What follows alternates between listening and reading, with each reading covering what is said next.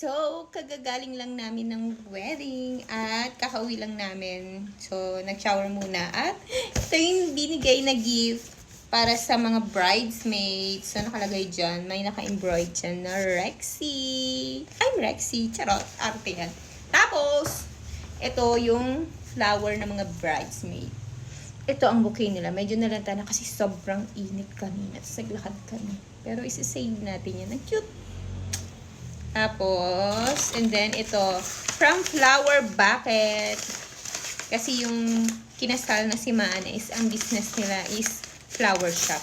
Ang name niya is Flower Bucket sa Castillejo, Zambales. Ang cute oh. Ito yung isa sa mga souvenir nila. Magpapaano ka. Pipili ka dun ng dalawang flowers, tapos may mga ganito ganyan. Iko-customize nila. Sa harap mo nila gagawin. Ang cute. Parang nakakadagdag confidence. Ganda. So, flower bucket. Ang ganda. Ganda yung bulaklak. Ikaw mamimili ng flower mo. And then, teka, open na natin. Hindi ko pa ito na-open. Alam mo yung maliliit na langgam dito, nakakagigil. Kahit na nagpunas ka na. Open na natin. Hindi kasya. Dapat inano ko yung lamesa. Inurong ko. Let's go. Let's check. Wait lang. So, natanggal ko na ang kanyang may letter na nakalagay dito. Tapos, ito ang laman.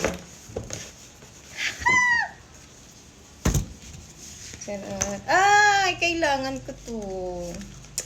Gusto ko to. Ayan o. Dito mo ilalagay ang mga pagbabudget mo. Charot. Tapos, meron siyang note. Ang cute! Color pink. Tapos, may nakuha nga pala ako kanina na gift certificate. Kasi dinala ko yung sasaluhin mo yung bouquet. So, gift certificate sa SM. Tapos, ay ano to? May naisama.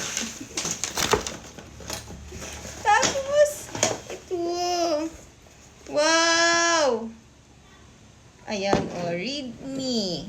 Kapag malungkot ka, anxious, ganito. Tapos kukunin mo yung letter dito, ganun. Cute!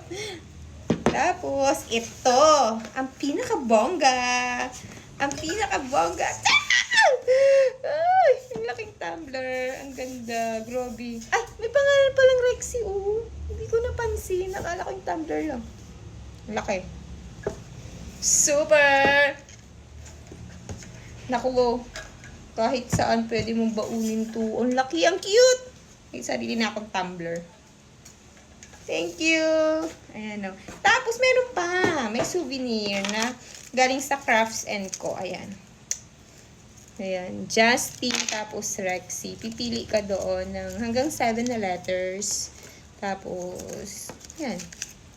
Customized din siya. Doon nila gagawin. Tapos kukunin mo na lang.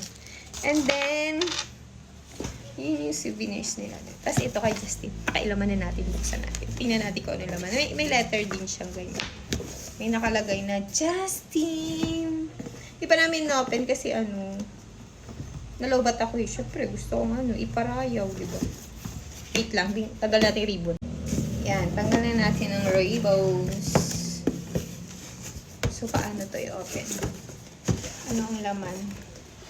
Ay! Tumbler din! Ang cute! Kulay black! Ang galing! Ayan o. Ito naman, pag magkoko, pwede ka dito mag-coffee. May madadal. Ang ganda o. May nakalagay pang Justin. Oh! Taray! Bibit-bitin mong ganito. Yan lang.